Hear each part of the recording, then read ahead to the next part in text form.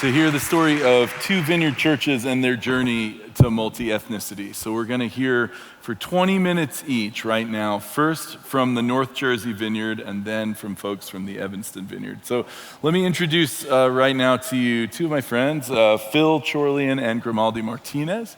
Phil is the lead pastor and founding pastor of the North Jersey Vineyard Church, which is in Hackensack, New Jersey. That's kind of New York metro area for those of you who might not be aware. And Grimaldi is the associate pastor and responsible for worship and a bunch of other things. And many of you guys know Marianne De La Torre, leads the AAPI Association. She is in another meeting right now, or she would be on this stage too with these guys. She's a pastor on their staff. So why don't you guys just take it away? All right, well, hey, it is good to be with you guys. We got the countdown clock that I have my eyes on. I just told Grimaldi, I need one of these. This would be good. So let me start with just kind of where we're at now with our diversity, and then I'll back up a little bit and just say some of the things that I think helped us get there. So as a church now, we have about 40% of our church is Latino. And there's some like second generation or Latino people who speak English comfortably enough that they come to the English service. But we have a lot of people who are recent immigrants who don't speak English who come to our Spanish service. And we think it's about 60 to 70% of that service now is undocumented. They're very recent immigrants. And we have about 25% of our church is white. I think that's going down a little bit, but last time we did a survey, it was about 25%. And then about 20% Asian, and then 15 to 20% Black. And so we are a very diverse church. We haven't always been. I planted the church in '97, and probably for the first half of the church's existence, we were predominantly white, probably 85 to 90% white.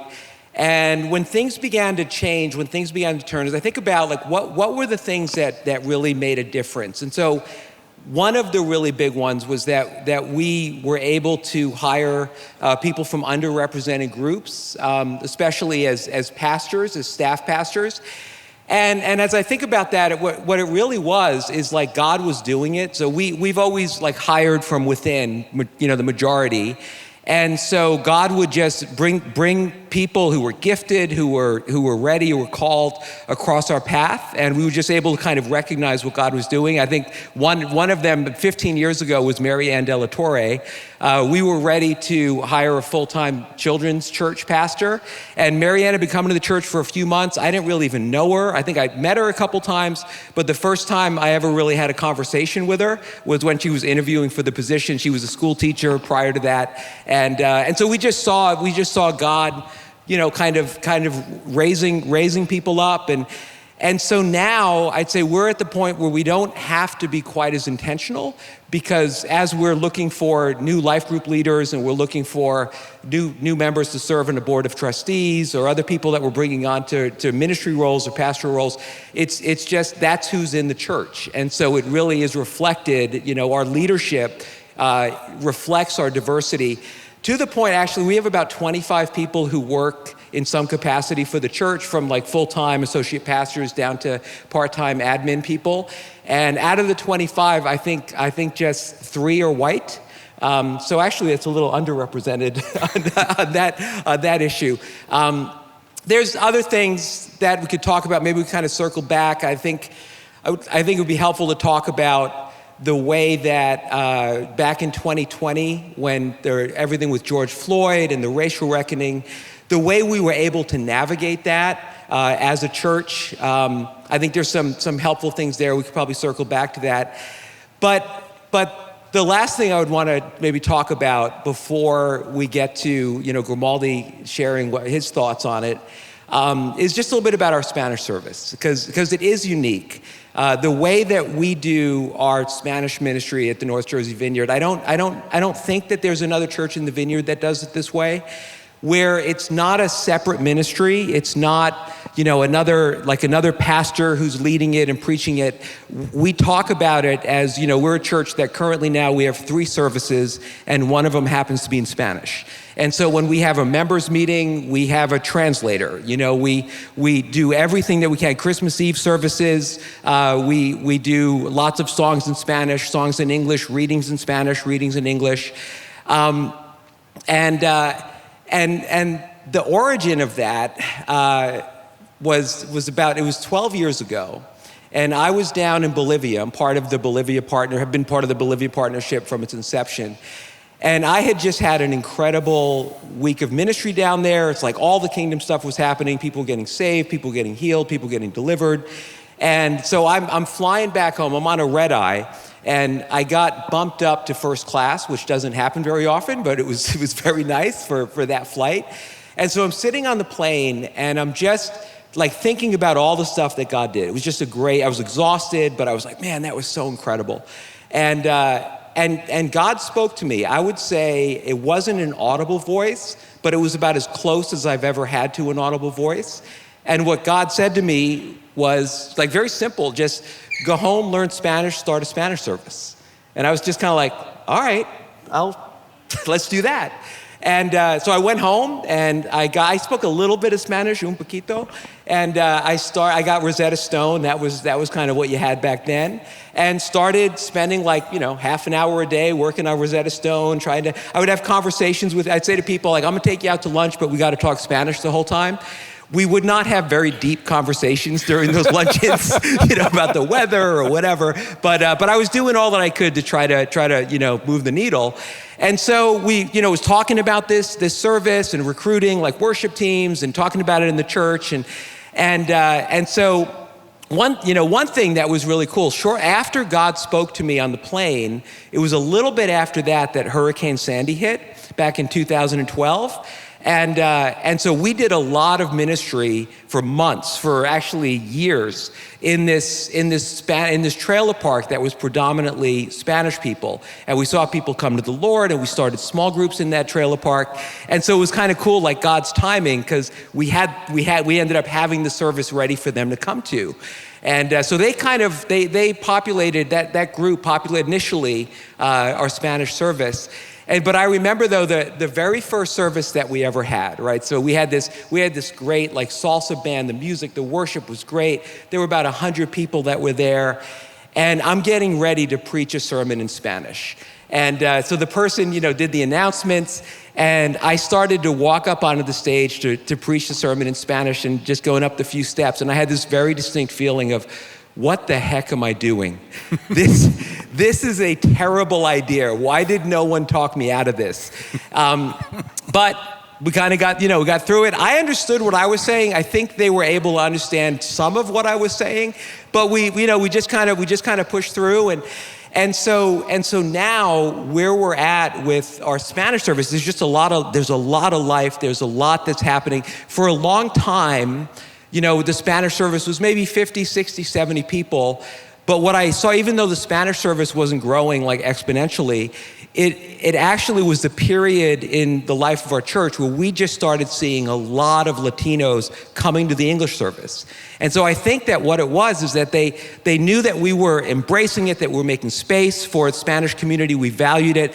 They knew I was trying to learn the language. And I think in a way, a lot of people told me it's like that just, if people who'd been in a Spanish church maybe for years said, hey, maybe this is a safe place for us to go to. And that's when we really started to see that demographic change. And some people might think like, well, is that appropriation? I do the majority of the preaching. Grimaldi, who's the worship pastor, he leads worship for English, for Spanish, raises up the teams for that, is involved in all of it. But we've seen, the last church plant that we sent out was a Lavinia church plant that came through our Spanish service. We've raised up pastors, we've raised up leaders. And I think that hopefully over the next few years, we're going to be able to plant a number of Lavinia churches. And so I think it's really been empowering. And I'll tell one last story about this and then hand the mic to Grimaldi. We do something in our church called our cultural celebration dinner. We do it every year. It's like the highlight of our church. We've got about 85 different nations in the church. And so everybody brings food from their country of origin. People, they wear traditional dress from their country of origin. It's just it's wonderful celebration. It's packed. It's just a great time. And then we go into the auditorium after we eat this incredible food, and we'll have people perform, different things. We had this last time. We had a Korean drum group, dance and drum group that came in, which was beautiful. We've had people sing African songs. We've had people do salsa dancing. All sorts of different celebrations of different cultures. And it always ends, though, with an incredible salsa band, because Grimaldi's got this great hookup where he plays gigs in the city, this, salsa band, so he gets these guys to come in. And so it always ends, our cultural celebration dinners end with this like salsa party, like everybody's salsaing in the front of the church. So this was going on a few months ago, and I'm standing in the back, and it's packed out, and everybody's salsaing, and I'm standing in the back just enjoying it, just like, thank you, God, this is so incredible. This is just so wonderful what you're doing here. But then I knew, I don't know if it was God or what, but I was like, I've got to go join in the salsa dancing.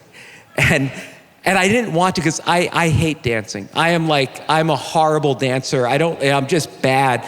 But I was like, I knew I had to. And so I started walking up, and I could see my wife sitting off to the side with Charturigiano. And I said, I know what she's thinking. She's like, oh dear God, please no. Phil, what are you doing? Don't do this. And sure enough, she told me afterwards, that's exactly what she said to Char. It's like, oh no, I can't believe he's doing this. And I got up there, and everybody cheered, and they were like, Pastor, and they stopped cheering once they saw me dancing, but the fact that I was joining in, that I was leaning in, that I'm like, I want to come into this, I want to be a part of this, I think is really, has just been kind of the ethos of all of us, and has been a big part of what we've been doing. So. Good, Phil. No. You got time. I'm proud of you. Thank you. My name is Grimaldi Martinez, and I am the worship pastor at the church, amongst other things. I like that description. That was a good one, amongst other things. But the worship pastor, in music in particular, I think is what I could speak into the most. I think music is a huge tool. We're trying to give practical things that you guys can take with you. We have been purposeful in integrating as many of our cultures and our cultural music, our cultural representation into the music that we do, into the worship that we do. Trying very hard to make sure that the music that we do is not dominated in particular by one kind of music. Making sure that the faces that are presented on the worship teams, if you look at all our worship teams, they are purposefully multicultural. They are purposely done to represent our people, but not only to represent our people, because keep in mind too, I was on staff, I lived in Maine for 18 years. I was on staff at Pathway Vineyard Church up in Maine, which is another flagship church of our movement, which was a state that was 99.9%, yeah, I'm exaggerating, but maybe 98% white. And even in that church, we sought to be intentional about being multicultural, about putting faces that made minority people that would come into our church. Because listen, no matter what, no matter where you're at, there's always going to be a pocket of something up there.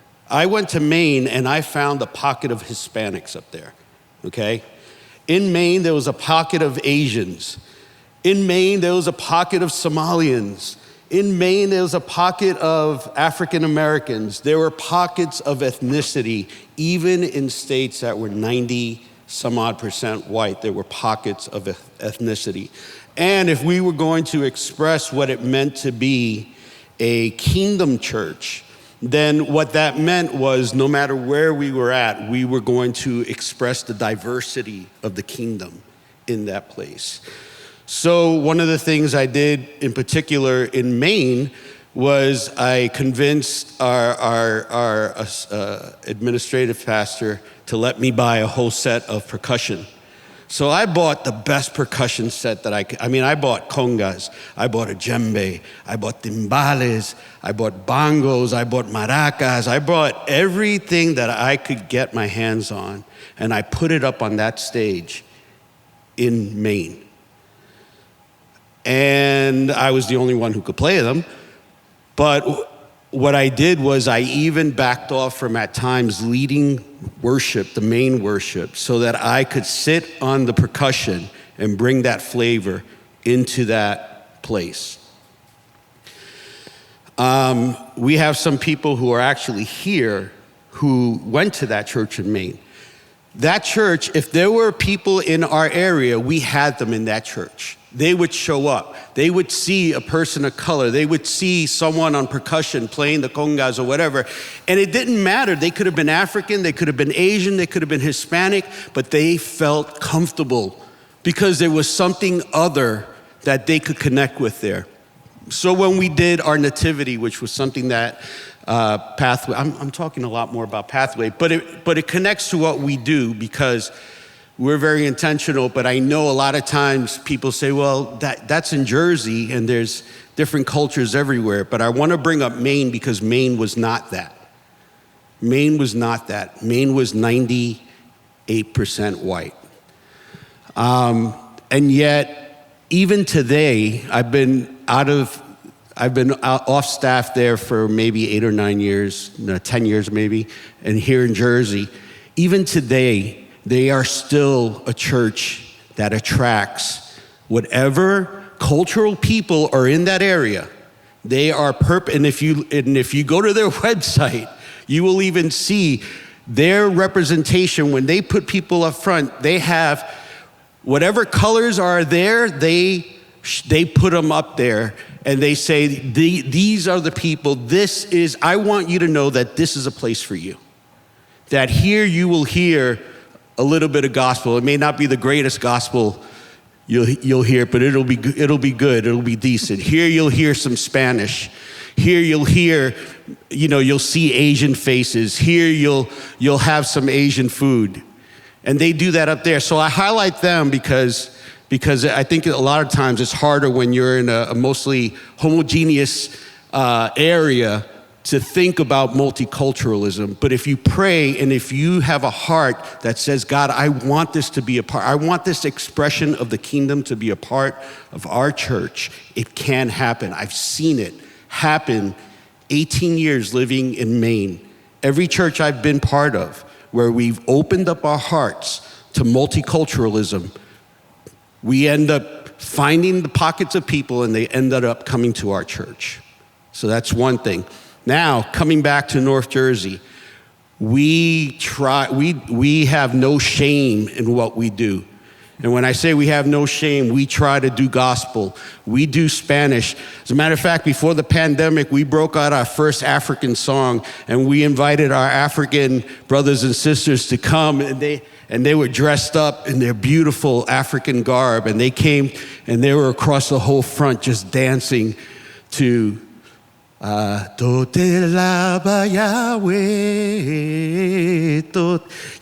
we did it. And so what? I'm not African, although, I have African descent. I'm Puerto Rican, so it's there somewhere. But we did it, and we did it because, some people, are you being authentic? Listen, I'm authentically in love with the body of Christ. And if I love you authentically, then I'm going to try to connect with you in any way I can. And so my trying a gospel song, my trying a Spanish song, my trying an African song, our worship leader, Helen, was up here singing in Korean, which I told her I was a little upset because I wanted to do that in our church first, but I'm glad she did it here. But she's coming back, and we're going to do that. We're going to do that in our church. No shame. I'm not afraid. You can't be afraid to do that because even if it's uncomfortable for you, it's going to be comfortable for someone else. It's going to make someone else who normally goes into situations, by the way.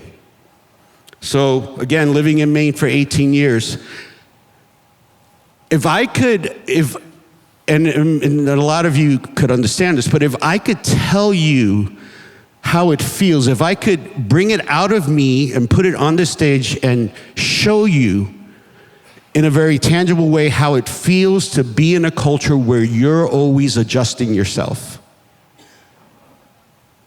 I did it for 18 years out of love for the people that I served.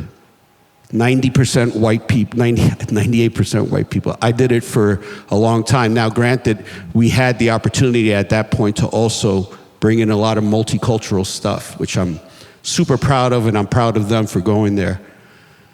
But if that's our lives, those of you who live that life, that's the way we live. We're always adjusting ourselves. It's okay every once in a while for the majority culture to feel uncomfortable too. And we do it out of love. Love is authentic. Love is being authentic. Okay, you don't have to feel like you're being a poser because you're trying something that's out of your culture. No, you're doing it out of love. You are being authentic. That's what Christianity is all about. That's what loving each other is all about. So there, I'm done. Awesome. Let's thank these guys. I'm going to move off what is now officially the Evanston Vineyard Church couch and sit instead on the hard chair. Let's introduce three folks from the Evanston Vineyard in Chicago. First, Steve Nicholson. He's the founding pastor of what was Christ Church of the North Shore, planted in 1976. Became Evanston Vineyard in 1985, right, Steve? That's right. And then Ted Kim, his successor, who's now the lead pastor of Evanston Vineyard, and Kiva Green, a pastor on their staff. And they're going to tell us some of their story of the journey to multi-ethnicity. Yeah, come on.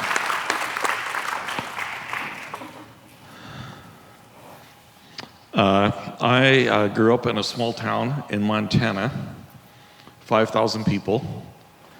And we were a good 1,000 miles from anybody who wasn't white, unless you went on one of the Native American reservations.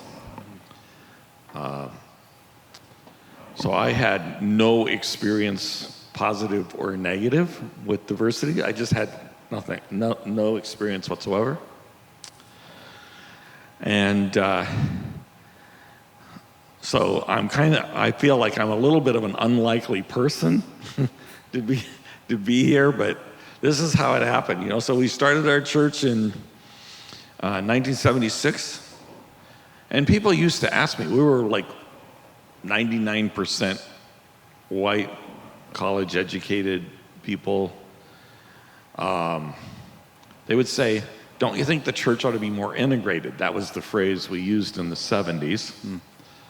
And I always said, well, if you read the Bible, it seems like, yes, it should be.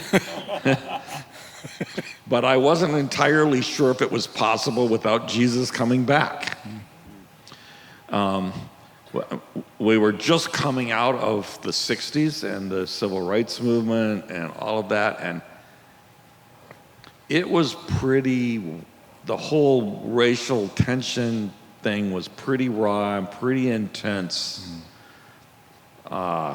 during that time period. So we started our church. We joined the Vineyard in 1985, had a real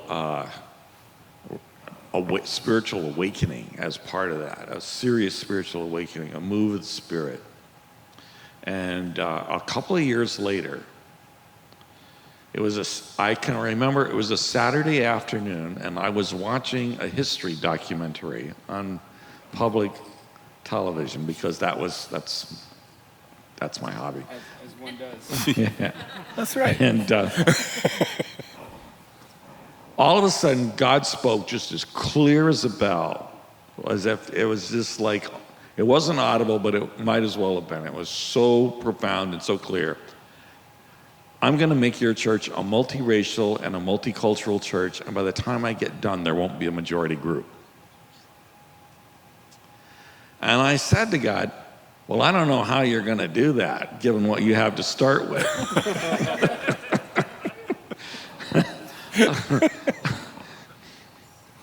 But I tell you what, if you bring the people, I'll commit myself to 3 things. Number 1, I'll try to love them as best I can in ways that they would perceive as loving. Number 2, I'll listen. Number 3, I'll learn. I really have no idea how this works, but I'll commit myself to be a learner, and we'll try to get there. And right away, he started bringing people. And for us, it was very multiracial, multinational, right from the get-go. So it was, I think currently we haven't done actually a survey since the pandemic, but prior to the pandemic, we had something like people from 55 nations of the world, and a pretty even breakout of people, African Americans, African immigrants, Latinos of all sorts. I think it's something like 16, 17 Spanish-speaking countries, all kinds of Asians, of course, and a pretty even mix of all of the above, and quite a few of multis, people who are partly this and partly that and partly this other thing. Quite a lot of those as well. So they just started coming. And I started talking to them and listening to their stories. And at the same time, I started reading. Things about the civil rights movement and the history of race in America, and learning about the slave trade. And I mean, it was really quite astounding how much they hadn't taught me in school. Really quite amazing. And so there was a journey of learning that was going on, and listening to people and hearing their stories,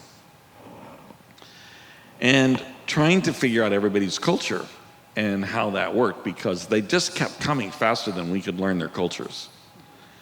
We just start to figure out, okay, they're Korean. It's honor shame culture, they do, and then somebody's coming from somewhere else, and it's sort of like, oh, we're back to square one again, right? Trying to figure this out. I regularly taught about the concept that God's making one new holy nation out of all the peoples and tribes of the world, and we touched on that every year. Talked about what it meant to be multicultural and multiracial every year in different ways. One time I even had to give a sermon on the middle passage, just because I just ran into so many people who didn't know about it and didn't have any sense of the impact of slavery and the slave trade. And it just felt like, we have to know this.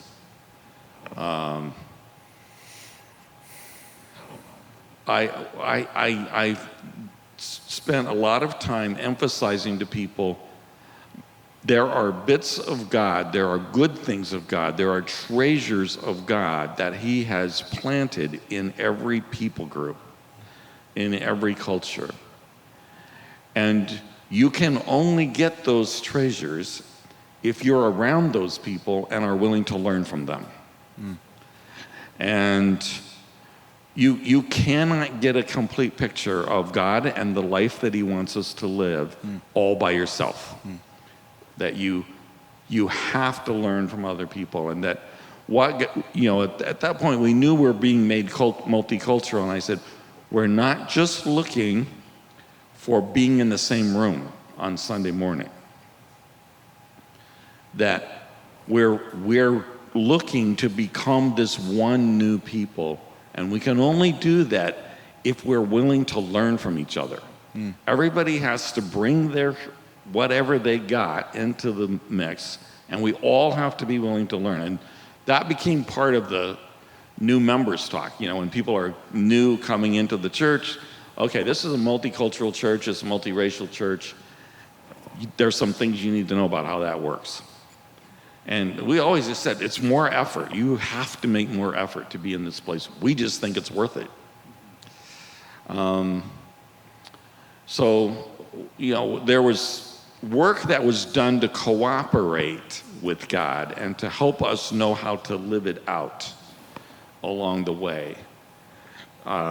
We got this idea that it was very important that as best we could, and this is really hard to do actually, we wanted to have it be that nobody gets to be on home base all the time.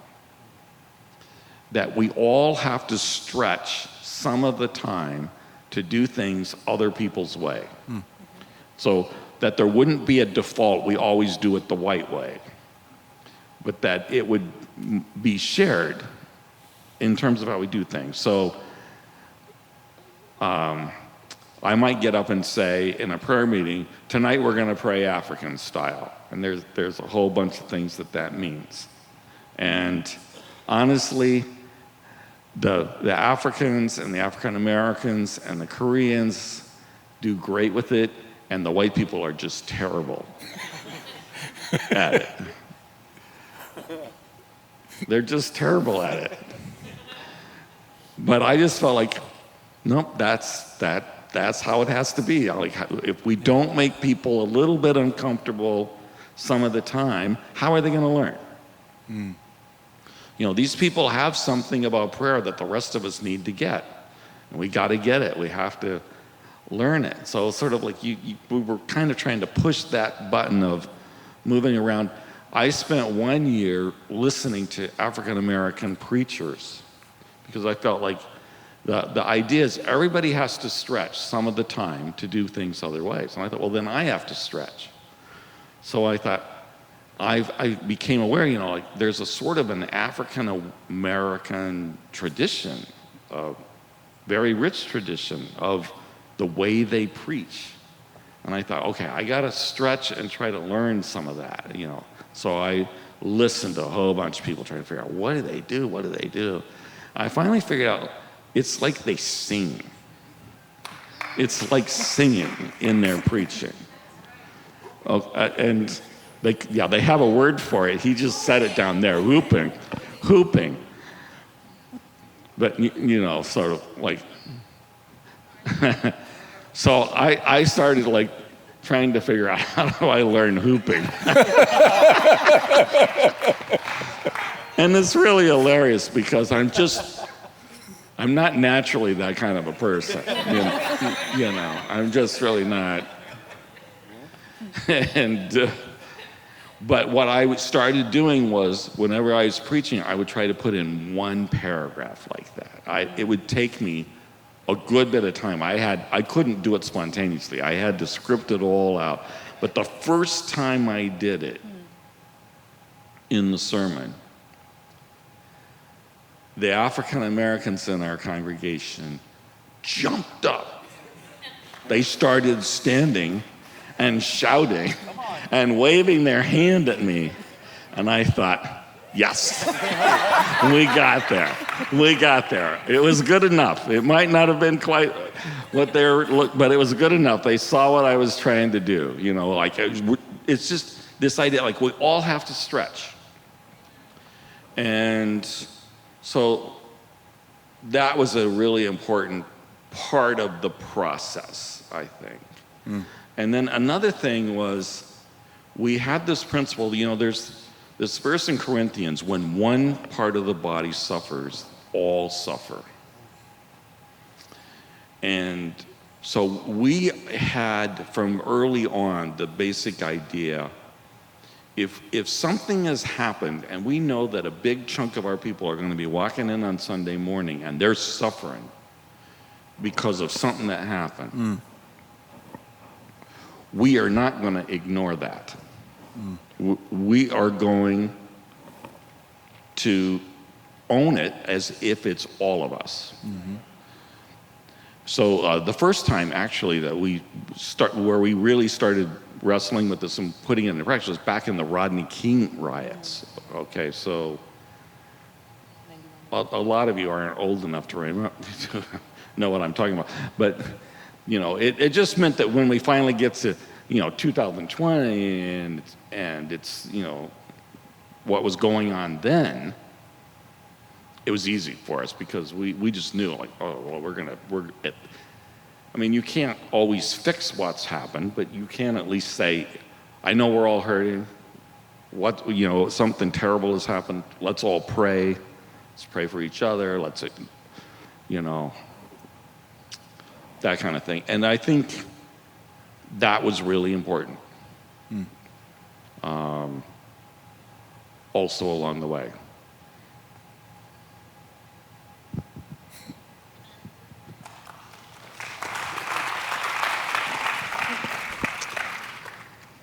So I just want to follow up with that and say that if you would recall Dr. Charles's illustration that he gave where the piano was on the ground, obviously everyone remembers that.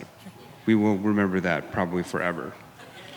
We will remember all of it. We will remember that it didn't work at first, and we will, and then we remember him kind of going up the scale and stopping at one point, and saying actually that the transformative work of God, it sort of continues. And so I just want to say that I'm doing my level best with God's help to continue the work that God has started at the Evanston Vineyard.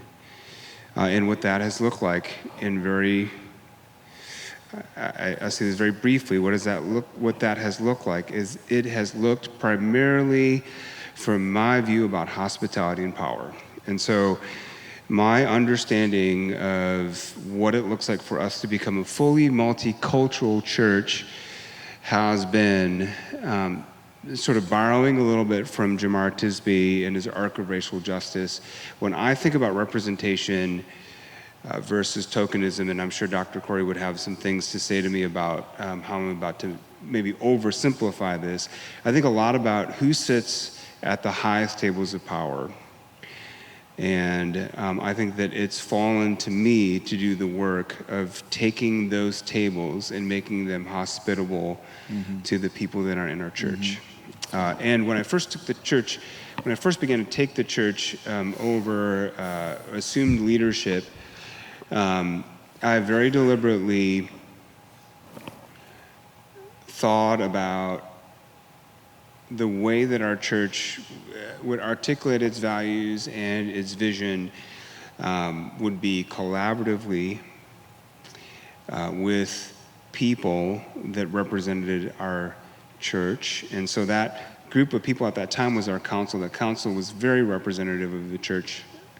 And so engaged them. We did that together. We co-discerned a lot of that stuff.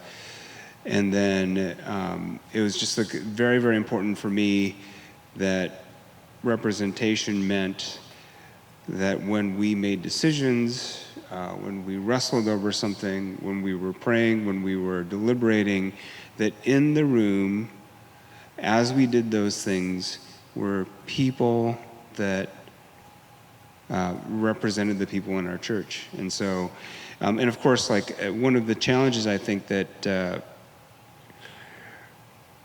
I think one of the reasons why the church became the way that as diverse as it did, was the proximity. We moved very close to a neighborhood that is the two most diverse zip codes in Chicago are right at our doorstep. And so that changed things for us. And then it's fallen to me to do some of the work of okay, now let's actually take the highest tables of power and make them really diverse. And I think that's mostly what I want to say. We're becoming a multicultural church in terms of our liturgical forms. We're becoming a multicultural church in the way that we process, strategize, care for, pray for our church. And we're in that. We're probably a few steps up from the octave or a few steps below the octave, but we're working. So, Kiva. I was born and raised in LA, and so I think the way that I orient to multicultural spaces might feel different than a lot of the US, because that's my expectation, is anywhere that I go, it's rare to have these kind of pockets. So schools and churches and swim, all the places that I was, that I grew up were pretty multicultural. So moving outside of LA, first to New York, and then to Chicago, it felt like I was bringing that lived experience with me, and I knew that I couldn't find it anywhere. So I think it's true, this idea about proximity, moving closer, but I think there's also something to be said about this hospitality. So for folks to want to come into the doors and feel welcomed enough to stay feels really meaningful about how you all have been able to be hospitable to the people who are walking in. So when I first walked into the church, I looked around and I said, wow, no, this is actually a multicultural space. And I think that's obviously due to the work of the Spirit and to what you all have been doing, so thanks. Enough for now? Yep. Yeah. All right, can we thank these guys? So again, the QR code, if you want to send some questions, I can't promise to get to everybody's question. I might sort of DJ them together, but if you want to send something up, that would be great. Let's start here, though. I want to talk practically, like sort of nuts and bolts, but there's something I'm struck by that I've been hearing over the last few days, and it's language that I've never really paid attention to before. James talked about it last night. James Jung, the most winsome human on earth. I love him. and Steve mentioned it, you know, Phil's talking about it in certain ways. It's the language I'm noticing is that we're hearing language of multi-ethnic, and then we're talking about multicultural. And James talked about kingdom culture, and I think we would all have a paradigm for kingdom culture. And noticing that in all of these stories, there's direct inspiration from God. The Lord is directly speaking, saying things like what he said to you, things like what he said to you on the airplane, which creates a response of obedience and leads to, I think, what we're describing as a kingdom culture manifesting, less than a kind of spreadsheet that allows us to pay attention to percentages. Not that that's not important, it's very important. But I would love for you to talk about like the journey to an understanding of this as like kingdom culture. Phil, why don't you go ahead?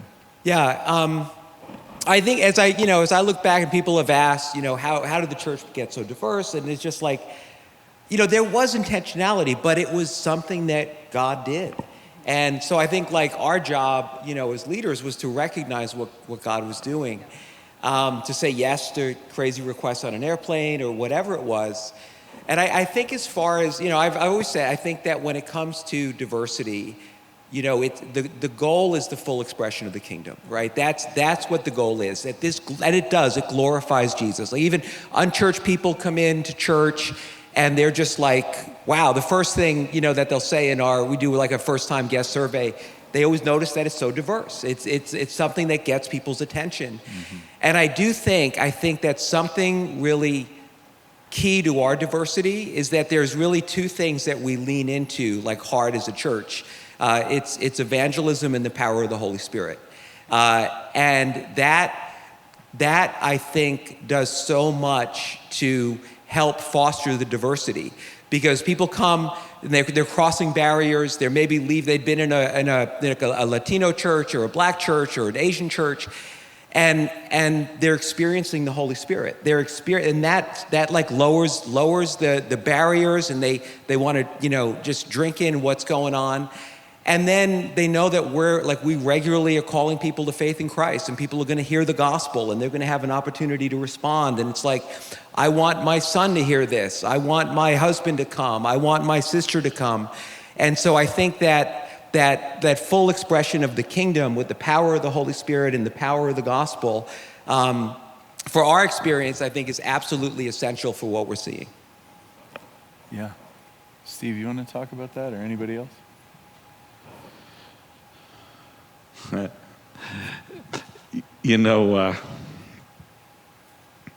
One of the big surprises was we got a big influx of older African Americans in our church who had spent their entire lives in all black churches. Yeah. Like people in their 80s and 90s.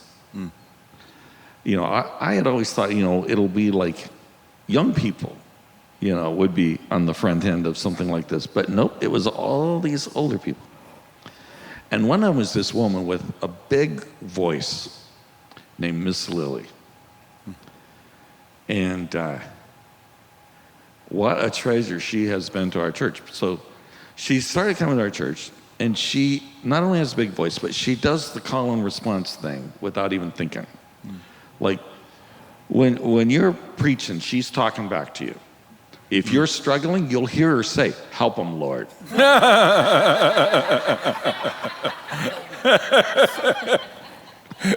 Like she it's like a gift that she has, almost like a spiritual gift of responding in the right way in the right time there. Mm-hmm. And she came here, and at the beginning, when she first arrived, she's the only person doing it. And after a couple of weeks, she says to us, "Well, should I stop? I noticed nobody else is doing this." And we said, No, don't stop. Because our commitment is, you got to bring the treasures from where you're from so the rest of us can learn. And after a couple of years, pretty soon she had a whole chorus of people joining in with her, of whom at least half of them were white. She had all these white people. She somehow managed to train all these people in call and response. And to me, that dynamic of somebody has something over here, they have this thing, of the way we respond to the Word of God. Mm-hmm. And they bring it into our thing, and then we all pick it up. To me, that's like an essential part of this kingdom culture thing, that dynamic is happening all the time, all around us. That's good. Yeah, Miss Lily's 90 now, and she keeps talking to me about her funeral arrangements. I keep telling her, not yet. Not yet. Yeah. If I could just say one thing, I do think the beautiful thing about kingdom is there is a tender side to that. I mean, we love Miss Lily. There's also a really challenging side to that. I think oftentimes when we think about cultures coming together, we think a lot about the riches and the gifts that we have to bring to one another. But what I've become aware of as the son of immigrant Koreans, is that being in diverse spaces has helped me to see the poverties from which I've come from too. And so there's a real, I think I'm not trying to be down on my cultural heritage at all. I'm just aware that there's something about it that's deeply human. And I don't know that I would be able to see those things for myself without the constant collision of people that are very different than me, reflecting back to me how I present all sorts of different kinds of things. And so I think when we think about kingdom culture, we think about the broad, loving inclusion of all people, every tribe, and every tongue. Yeah. But the little thing that I just want to say about kingdom is that there's something deeply transformative about it too. Mm-hmm. And the permission to bring my whole self has also become the permission to give voice to my heritage and my need for formation as a Korean person. Mm-hmm. So let's talk about costs and losses and things like that. Everybody would be aware, just listening to Corey's talk, this is countercultural stuff, and kingdom culture is counterculture by definition, lest we forget. And that also means that there's principalities and powers involved, both, sort of literal demonic power and also just kind of the drift of culture, which often drifts towards death anyway, right? So there's a lot to say about that. But what I'm curious about is where there's several things I'd like to unpack. But where did leaders, pioneering leaders, so maybe again, this would be a question for Phil and Steve to begin, is where did you notice the most resistance? Tell us real concrete things, like people walking out the door, people being like, Bill, why are you talking that funny language? That type of thing. Yeah, well, there's definitely always the things when you're talking about justice issues, and I remember after Charlottesville, like to your point, Steve, that like just knowing that if there's something that a large majority, like if there's something that happened that's affecting the African American community, and an African American person comes to the North Jersey Vineyard and we don't talk about it, they're going to say, well, this really isn't my church, and so realizing that it's loving, it's carrying one another's burdens. And so I remember after Charlottesville, I spoke strongly, against obviously what happened and Christian nationalism and all that kind of stuff. And there were 3 long-term members in the church who met me in the lobby after that and said, this was our last week here, we're done, you've gotten woke or whatever. And I was like, God bless you, Dios le bendiga. I was working on my Spanish. You were too hard on the Nazis. Yeah, apparently. I came down too hard on that. I think there was one too. Remember when LaGuardia, when the airports got shut down, when Trump passed that thing, I spoke against that and just said something like, I believe we're supposed to welcome people, something radical, something crazy. And there was white flight for sure, and sometimes it was almost funny, like what people would say to me, and I'm just like, tell me more, because they'd say things. I remember this one woman who'd been in the church for years was like, I just don't feel there's as many people I can be friends with. And I'm like, so did everyone get meaner? Like what, tell me, but you knew what they were saying, but they weren't saying it. But I think, to the point of wanting to see our culture reflecting who we are and to not just be static white culture, but to change, we just let them go.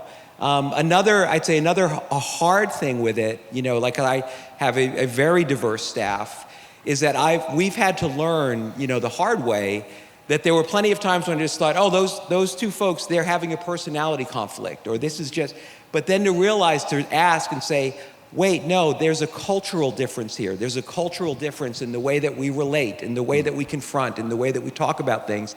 And so after some very bumpy moments, I think we've had to really learn how to be aware and to name cultural things and to learn together and to grow together and to really talk things through. So that's good. Yeah. We got to where anytime there was a conflict or we were trying to help mediate a conflict in the church, our first question was, is there any possibility that this is a cultural issue? And we always told people, if it is cultural, that becomes an opportunity to learn something about the other person's culture you didn't know before and might actually benefit you. So you don't if you identify that, then it becomes, this is not going to be about who's right and who's wrong. This is going to be about learning about each other in a deeper fashion. And it came up often enough that we pretty much had to ask that question all the time. All the time. I will say, until 2020, we never lost any white people because of the other people coming in. Interesting. So we went for 35 years.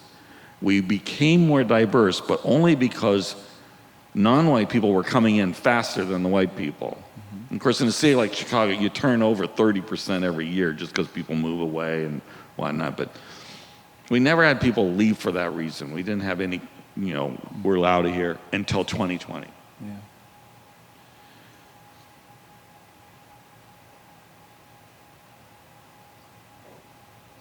I debate whether to say the rest of what I think. I think you should say exactly what you think.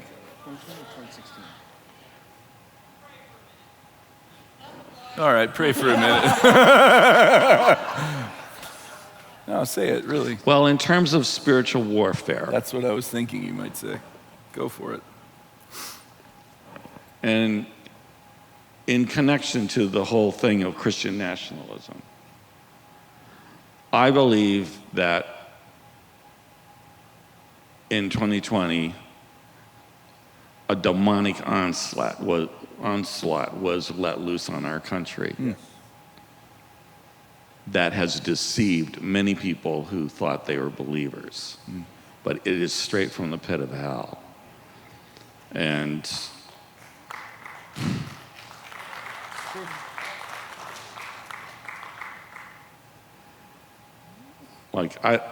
it's real. This is tough for me because, I can say that kind of stuff in Chicago and nobody bats an eye because they all agree with me automatically. But you come to Columbus, Ohio, and you think this is not the same kind of place in terms of people's political opinions. But I think, look, we're kingdom people. We're not looking for politics to save us ultimately, really. Right. We're kingdom people, but kingdom people do have to recognize when something arises that is filled and operated and motivated by deception and fear and anger and rejection, that only comes from one place.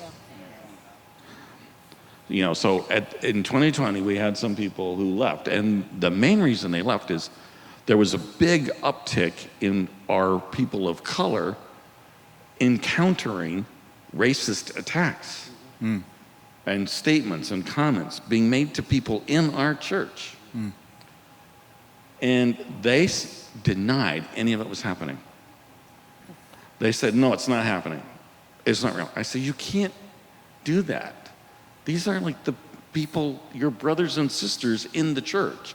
They're reporting their actual experience. We're not talking about some slant from some media outlet. We're talking about the report from the people sitting next to you on Sunday morning, and you're denying their reports of their painful experiences, that they're not real. Right. That is not going to be acceptable. We are not going to accept that. Yeah. And they said, then we're out of here. And my basic response was, don't let the door hit you on the way out. We did during that season. There was, during George Floyd, Ahmaud Arbery, all of that. Our diversity really helped us navigate that. We didn't see a lot of people check out at that point. But what we did, I remember it was after Ahmaud Arbery. It was before George Floyd.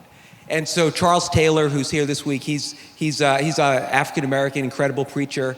And so after Ahmaud Arbery, I brought Charles on the stage, and everybody loves Charles and they know Charles.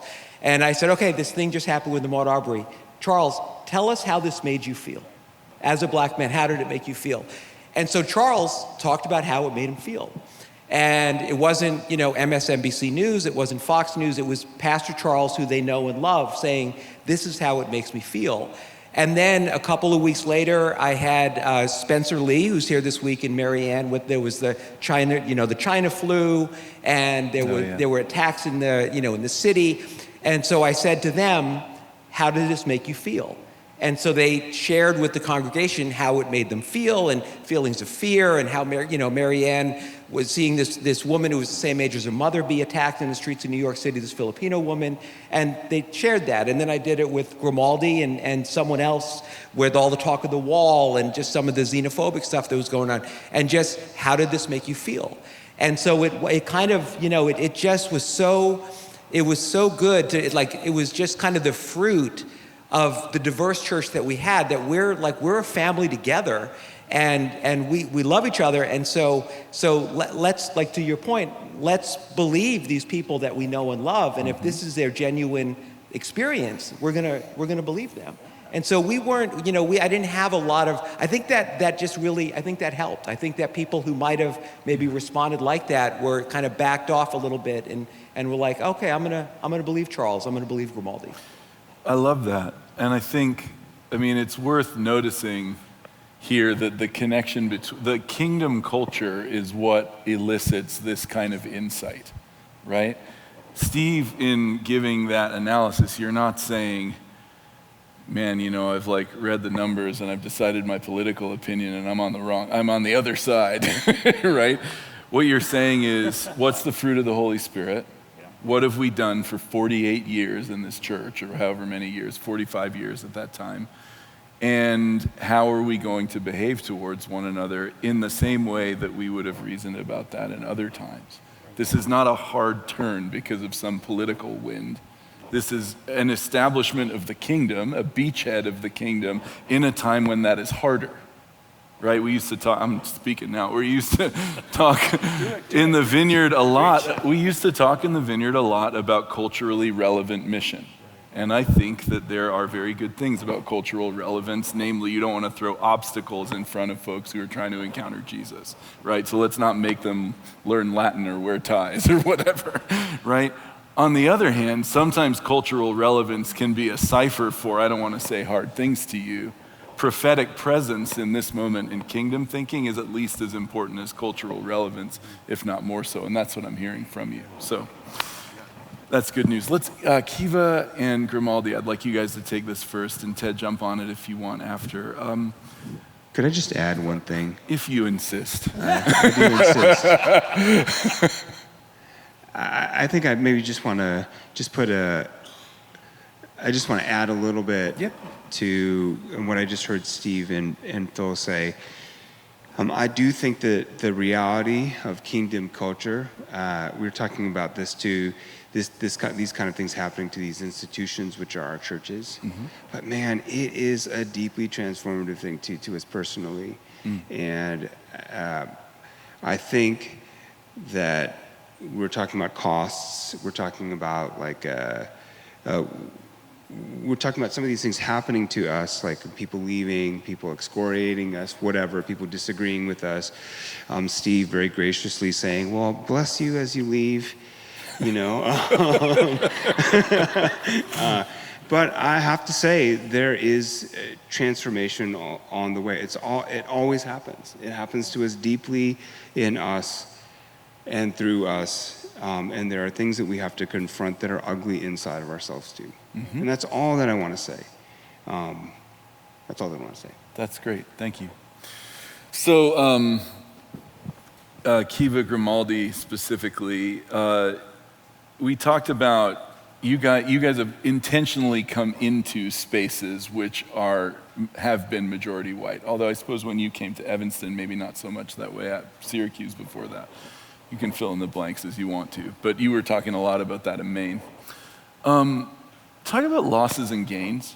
Like, what do you lose in moving into a space like that, especially if it's a new kind of space? And why? What are the gains? Why would you want to stay? Why don't you go first? All right, see if I could do this without crying. Just because it is loaded. That's loaded, for me especially. Yeah. Because I did lose a lot, and I also gained a lot up there. Part of my story of the multi-ethnicity is getting saved as a teenager, older teenager, ready to go to college, into a Spanish Pentecostal church, loving my culture, but hating the religiosity of the Spanish Pentecostal church. Leaving it, going off, studying for ministry, and then getting all these prophetic calls that God, called you. And I mean, everywhere I would go, it was like I was this prophetic magnet. God is calling you to multicultural, multi-ethnic, multi-this, multi-that. And then immediately after I graduate University of Valley Forge, I go to the grand state of Maine. With the call from God, by the way, to go to Maine, but confused about the multi-ethnic nature of my call. Yeah, right. As I'm going to Maine. Now my wife, granted, she's from there, but my wife was like, why do you want to go to Maine? She wanted to go to New York City. Yeah. But I was like, no, I'm called there. Yeah. I know God has called us there. So I go in, I'm in another denomination for a few years, very monocultural, but again, we always attracted ethnicity wherever we went. There was always something on wherever we went for that. It was after 10 years of this particular denomination where I finally felt like culturally, religious expression, I wasn't them. But I'd known a certain individual who was part of the Vineyard who had been planting a church in Maine in 1992 in Portland. His name's Phil Strout. I go to Maine. Fast forward 10 years, there's a whole lot of stuff going on here, but remember the prophetic word, I'm going to Maine, 98% white, that's all I've experienced. But I connect with the one pastor in Maine that planted one of the first vineyard churches in Latin America. Yeah. Phil Strout. It was after being on staff at that church in Maine that I got reconnected to Latin America and to a vineyard expression of Latin America, which I fell in love with. It was there that I became part of the Dominican Republic Partnership. It was there that I discovered again that I could love my Hispanic people in a way that wasn't religious. You know, when I say religious, I don't mean true religion. I mean this facade of religiosity. And then it was there where I came back to New York City after 18 years of living in Maine, where I connected with Mike Turgiano in Brooklyn and stayed there for a year and a half. And then there was there where I ultimately connected with the North Jersey Vineyard Church, which is, by the way, one of the most multicultural churches that I've ever been in my life. Almost 20 some odd years later, after receiving a prophetic call, going to Maine in obedience to God and losing a part of myself, but gaining where I'm at today. Come on. Come on. That's good. So, yes, I lost a lot. It hurt. It hurt. There were times when it hurt. There were times when I'd go home and I'd cry because I didn't understand why they didn't understand me and why I couldn't understand them.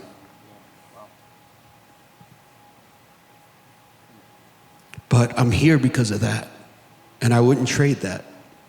Yeah. So. Awesome.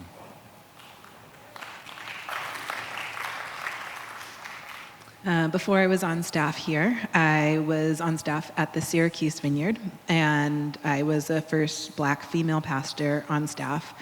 At the time, John Elmer was really clear about the direction the church was going in growing in multi-ethnicity, but it came top down, and I think that came with a lot of cost as somebody who's kind of spearheading some of the things. So that question about cost, coming from a place where I could enjoy, like step into multicultural worship versus have to bring it, that felt like a cost. Well, I was talking to one of my friends from home about some of the microaggressions outside of the church. Just, I was living in a really diverse neighborhood, but on the whole, Syracuse is pretty segregated. And I was explaining some of my lived experience, and she said, "It sounds like you're on the mission field. I feel like you need a furlough." And I hadn't thought about it. I hadn't thought about my lived experience like that. So it cost in terms of having to explain myself, not as a Black woman necessarily, but as just somebody with a high value for multicultural spaces. I felt like I was, I had to sell. I felt like in some ways I needed to sell that to folks. To get them to buy into like, oh, this is a really good thing. There are things that folks have that we don't, and if we can all get around the table, we'll see something really beautiful. But having to kind of push that forward by nature of just being myself felt costly. The why, though, is the hope that how the church was is not how the church will always be. So this hope of moving the ball down the court, of being one of the folks who will just help take incremental steps in growth, felt like, okay, this is what I can say yes to for this amount of time. Awesome. That's great. Yeah. So this is for anybody. What about common mistakes, right? There's a lot of churches in the Vineyard that would love to do this. I want to also acknowledge the churches up here are larger churches. Most of the churches in the Vineyard are smaller, right? It's just we're on a standard bell curve, just like every denomination. And in certain ways, in smaller environments, change feels like, ooh, what, a small change can have a huge ripple because it's like a small room, right? Like the church Kathy, my wife, pastors, it's small, and everything we do, you can feel it all the way down, right? What are some common mistakes that people make as they try to move towards prioritizing multi-ethnicity, multicultural church? I want to say something quick about that before. I think one of the common mistakes I said earlier was this whole thing about authenticity or not feeling authentic if you step outside of as a white person, if you step outside of that, right? So, just know that for us, it's a lot of times for a minority to have someone make a space. It's about hospitality. It makes someone feel welcomed. It's not necessarily, you don't need to be authentic or inauthentic to be hospitable, right? And so this whole idea of authenticity and maybe a full sense of what authenticity is or isn't, I've seen, especially being in where I was with a largely white community, I think was an obstacle a lot of times. Authenticity was used as a way to say, I don't want to be uncomfortable. So I think, authenticity was used that. And so, but here's the other thing, the other side, and I think our sister who was here yesterday from Ohio, from the Columbus Vineyard, said it well. As a person of color, I've had to also learn how to be gracious and let people make mistakes, Yeah. And display the kingdom of God, forgiveness, love. From my perspective, say, wow, they're trying at least. Yeah. So. Mm-hmm. What I would say is, when you're dealing with different cultures, you don't know what you don't know. and so you have to kind of get in there and just let some things happen, along the way, or you have to ask a whole lot more questions. A couple of things that come to mind. One is, we were really working hard at one point on developing our small groups, and we wanted to get everybody in small groups and work at small groups, and everybody was getting into small groups except the African Americans.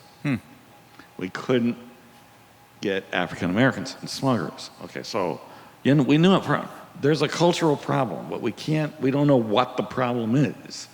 But there's something we're missing. Somehow we're not connecting. And we tried asking African Americans, what are we doing wrong? What are we missing? They couldn't tell us. We tried starting groups led by African Americans, and they ended up leading a bunch of white people. And we stumbled around for about a year and a half or two. We know there's something we're missing, but we don't know what it is. And then we finally stumbled on it, and you'll never believe what it was. It was all about babysitting.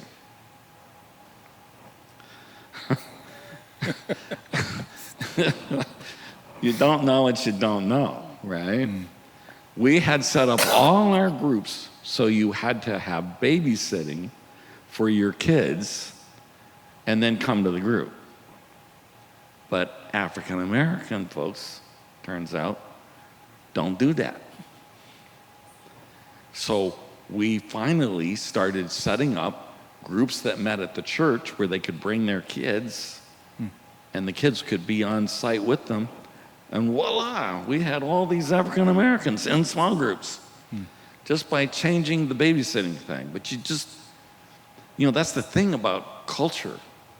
Culture is often about little things, but that hang people up, and you don't always realize up front what exactly they are because it just never occurs to you. You don't know what you don't know. And so I think one of the mistakes, I think, is just that kind of thing. You just there's a little bit of stumbling around, We have a lot of Nigerians in our church. And inevitably, they ask us, to do the wedding. Somebody's getting married, and now you're doing a Nigerian wedding. A Nigerian wedding is like nothing you've ever seen outside of Africa. It's a whole unique thing. And so we had one day, our pastor, he sits down with him, and he knows up front, this is going to be really different, and I'm going to ask them how they want it, ask all the questions, and he got it all laid down. Did the wedding on Saturday, went to the reception, went through the whole day-long thing, and felt really good about himself. We got it. They got the Nigerian wedding the way they wanted it. And then Sunday morning rolled around. And the couple that had just gotten married turned up on Sunday morning, which was kind of surprising because our experience had been, the couple goes off on a honeymoon and you don't see them for a couple of weeks. But here they are on Sunday morning, the day after they got married, and they're there. At the end of the service, they come up to him and say, "We're here for our pastoral blessing." What pastoral blessing? And it turned out that they expected that during the service, we would say to the whole congregation, these two people got married yesterday, let's all turn and bless them. Which we would have been happy to do. How long would it take? 20 seconds? It wouldn't have cost us anything to do. We just didn't know that was the expected thing. So we didn't do it. So he did his best to make up for it at the end, after the fact, but it didn't count because it wasn't the whole church. And they were so offended, they left the church because we didn't give them the pastoral blessing on the congregational blessing on the. We didn't know what we don't know. The next time around, we know.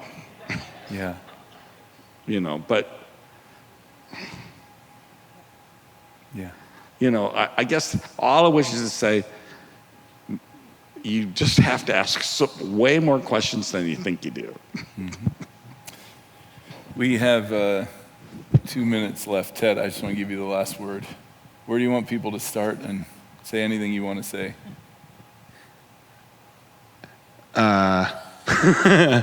I will say, as the person who took over the Evanston Vineyard from Steve, this is just a constant refrain that I find myself always intoning. This is a work of God. It's always a work of God. And no amount of trying and agitating and technique and tactic will ever subvert that. That's right. And so I think of living my life as a pastor in two postures. The first posture is the posture that Jesus invites us to take in the upper room discourse, that we ask, and we ask extravagantly. If you are here and you were like, I would like the beatific vision of Revelation 7 to be the reality of my church life, the first place that you start is on your knees. And you pray, and you ask. And things supernaturally may happen, like you're on a plane, and God speaks to you almost audibly and says, you need to go learn Spanish now, and you need to dance. You need to dance. And everyone will think you're a fool, but you are like David, undignified. Anyway, you need to ask. I think that's the first thing. And the second thing, I think, is the posture of not just asking, but also the posture of response. And we are people. Part of our kingdom culture is that we live under the leadership of the Spirit. We have a king. His name is Jesus. And we serve our king. And if we go out in a posture holding the dynamic tension of asking, for that which our hearts long for, but also responding to the leadership of the Spirit, I think we'll be okay. And so that's all I think I want to say.